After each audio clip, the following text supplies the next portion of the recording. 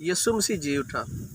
पर हम देखते हैं जब यीशु मसीह जी उठे तो जब वो औरतें यीशु मसीह की कब्र पर गई तो कलाम पाक बयान करता है कि वहाँ उन्होंने कफन को देखा। वो कफन क्यों वहाँ रखा हुआ था?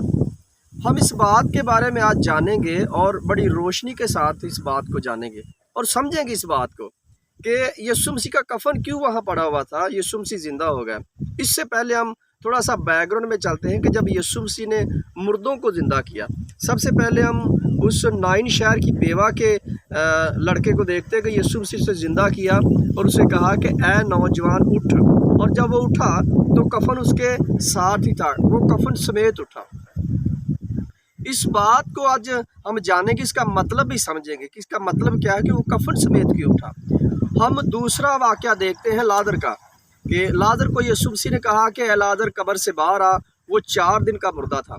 हाल ही यहूदी लोग जो थे वो इस बात को मानते थे कि जो 4 दिन का मुर्दा है वो उठ नहीं सकता, और जो मेडिकल है वो भी इस बारे में बताता है कि 4 दिन के बाद तो वैसे ही इंसान की जो जिस्म के अज़ा हैं वो गलना सड़ना शुरू हो जाते हैं। लेकिन जब यीशु मसीह ने लाजर को आवाज़ दी तो लाजर भी कफन समेत कब्र से बाहर आया।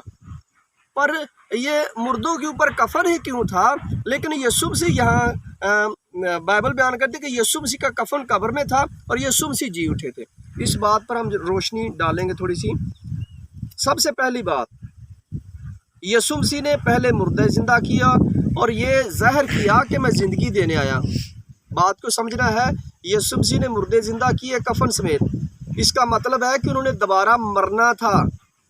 जो कफन समेत मुर्दे ज़िंदा हुए तो यीशु मसीह ने किए तो उन्होंने दोबारा मरना था। यीशु मसीह ने उनको जिस्मानी ज़िंदगी दी थी, और यीशु मसीह जब ज़िंदा हुए तो कफन कब्र में इसलिए था, इसलिए कफन ये निशानी रखी थी कब्र ने। ये बयान कर रहा है कलाम पाक कि यीशु के पास हमेशा की ज़िंदगी थी और कफन वहीं रहा, क्योंकि जब अंडे से चूज़ा निकलता है तो खौल वहाँ ही पड़ा रहता है, क्योंकि चूज़ा बाहर आ जाता है। इसी तरह हम बाइबल मुकद्दस में देखते हैं कि यीशु मसीह जी उठा और कफन वहाँ पड़ा था, और लाजर को ज़िंदा किया, वो दोबारा मर गए।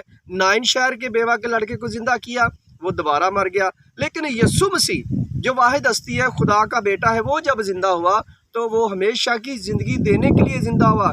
इसीलिए वो कफन वहाँ ही छोड़ गया, क्योंकि कफन की उसको ज़रूरत नहीं है।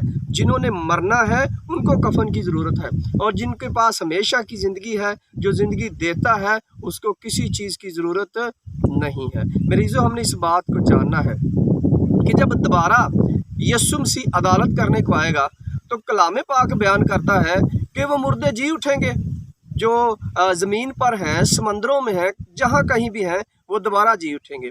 मेरे अजीज़ों, इसलिए यीशु मसीह का कफन ये निशानी के तौर पर कब्र में था कि यीशु मसीह अज़ली, अबदी और ला तब्दील और ला महदूद अलूहियत उसमें सारी समाई है।